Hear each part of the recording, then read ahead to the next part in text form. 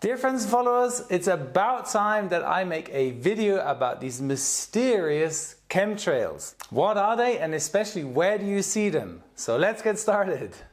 1383, runway 27, clear takeoff. United 1538, number 32700 way. So let's look at the word chemtrail. It's made up out of two words. The word chemicals and trails. So it must mean that the trail leaving the plane is chemical, right? And it's said that this chemical is being spread out to either manage solar radiation, psychological manipulation, human population control, weather modification, or chemical warfare. At least that's what I found out about it on the internet. To make matters worse, it causes illnesses and other health problems. And you're saying this is all coming out of the back of my plane? This seems very superstitious if you ask me. We never had to sign a document during cockpit preparation stating 20 tons of chemicals have now been loaded and are ready for disposal.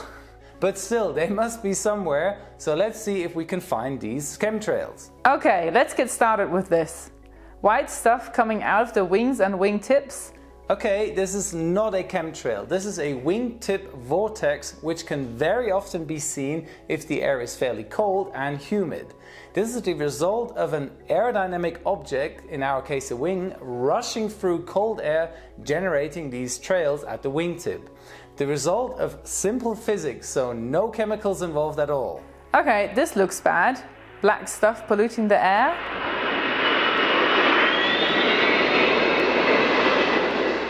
If airlines and the government would try to hide the chemtrails, why would they dye them black so that everyone can see them? That wouldn't make any sense, would it? So this is just black exhaust smoke coming out of the four engines of the AVAX, but I admit the huge frisbee on top of the plane makes it look like a chemical plane. This looks more like it. White stuff coming out of those four engines at higher altitude. This is it, right? No, unfortunately not. What you see here are these so-called contrails. Contrails are again easy physics and are also made up out of two words, the word condensation and trail. And you have created contrails yourself before, trust me. As the air rushes through the turbine, it gets heated up and exits the exhaust at temperatures of 600 degrees. And because the outside air temperature at high altitudes is as low as -60 degrees, the hot air condensates in the cold air, leaving those white trails.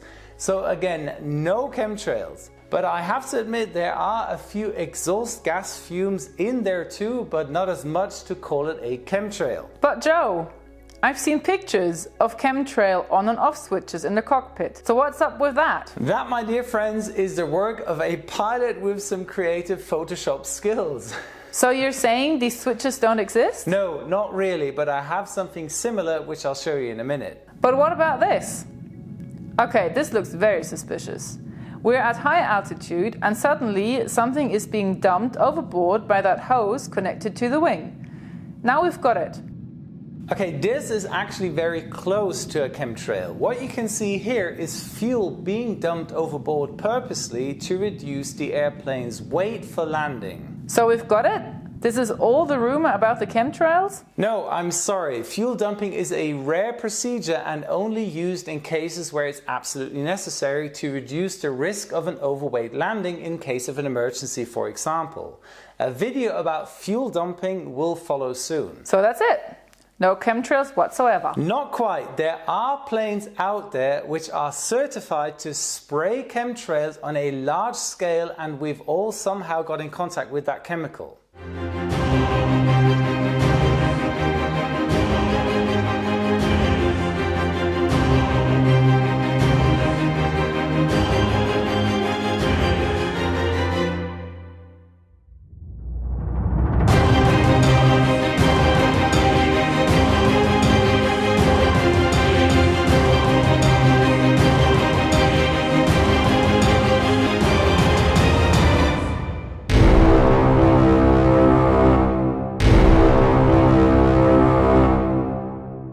See?